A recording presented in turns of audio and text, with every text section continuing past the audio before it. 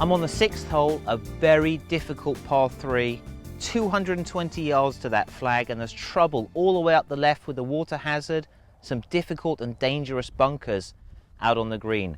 Now you've all seen the tour players do sort of this strange dance that they're doing around the ball before they hit the ball. That's the pre-shot routine, and it's a very, very important part of the game. It's where course management, the decision making, all of these things getting ready to hit that ball. Let me just take you through what they're thinking, and hopefully that will improve your performance out on the golf course, especially on very, very difficult holes like this. The first thing to think about is the mental approach. If you're a 15 handicapper, you're getting 15 shots, which means on a hole like this is actually becoming a par 4. So don't put too much pressure on yourself to try to hit the heroic shot and make a 3. It's really a par 4 for you, so you need to calculate that into your decision making.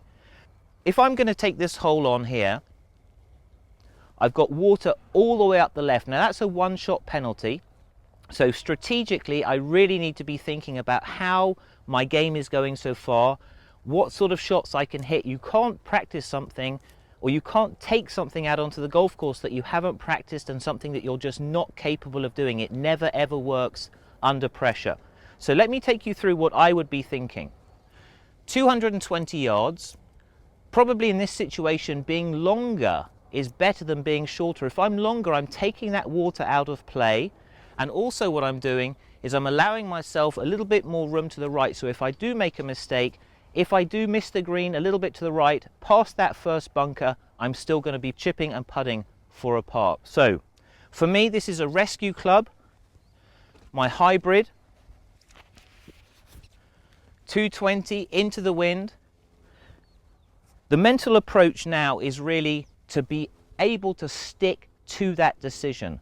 The worst thing you can do is, as you come in behind the ball or you're talking to your friends, having no real idea. So once I've taken that club out of my bag, that's the start of my pre-shot routine.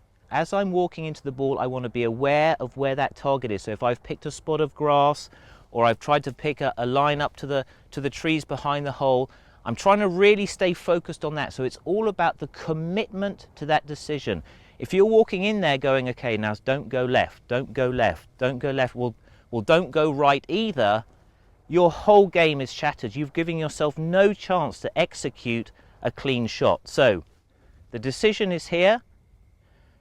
Stay focused to that. Now it's all about the commitment. If you're going to make a practice swing, perhaps you're working on smoothing out that takeaway, refresh that feeling.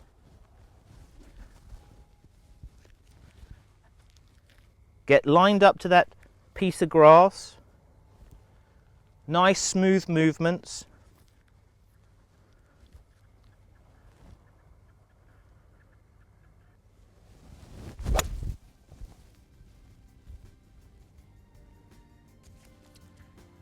Well, that shot is pretty much what I planned. I'm a little bit long, I'm on the right side of the green, but I've stayed away from danger. So the key things to focus on: analyze what shot you've got coming up. Remember to adjust the real par to your handicap. So if you've got 10 shots for 10 holes, each one of those pars goes up.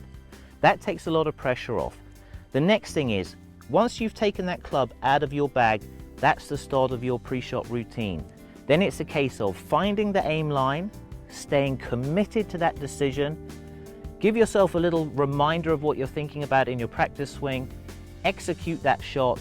After that, you can evaluate for later on and get the risks that you can take onto the golf course. The pre-shot routine is a strange dance. You see the tour players do it, but there's a very good reason for that.